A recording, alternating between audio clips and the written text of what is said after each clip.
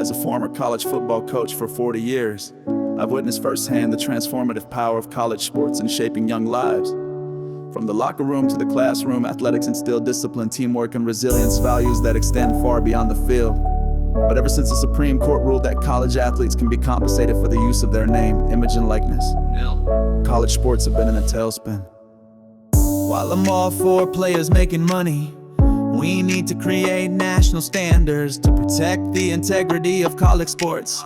Because there are no national rules for nil contracts. Every state has passed its own laws. This patchwork of laws has created an uneven playing field and given some universities advantages over their competitors. We now have pay-to-players bidding wars for recruits, so starting in middle and high school. This is not to mention the transfer portal, which has become a revolving door with student athletes jumping from school to school in pursuit of more money. For example, the men's basketball teams at Kentucky, Duke, and the University of North Carolina preparing for their entire rosters to change in the upcoming 2020-2025 season.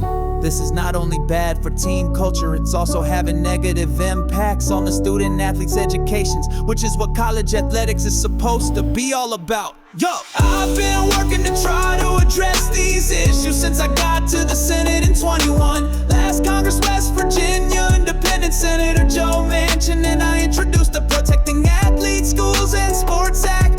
This bipartisan legislation would establish a national standard for nil contracts, ensuring consistency and fairness across all institutions. The PASS Act would also require universities to honor the original scholarship made to student athletes, regardless of their nil deal status, and provide stability by moderating eligibility for the transfer portal. Importantly, this was not just our bill. We worked with student athletes, coaches, athletics directors, and parents to draft it. Unfortunately, Democrats, who had the majority at the time, refused to bring the bill to the floor for a vote.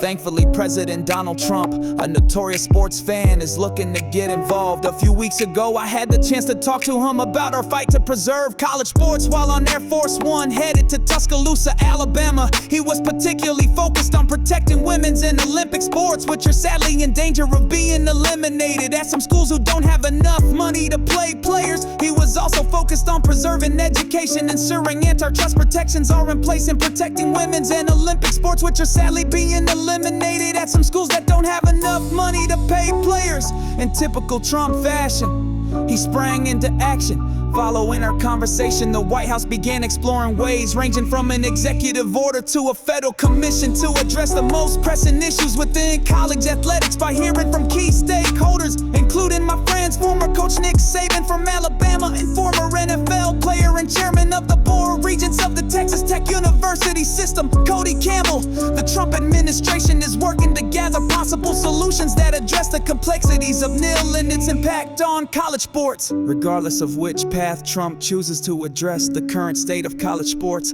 I'm confident that his administration, which has already proven to be both effective and unafraid to shake up the status quo, can make meaningful reforms to make sure college sports remain intact. Meanwhile, I'll continue to work with my colleagues to hopefully draft legislation that could pass both chambers.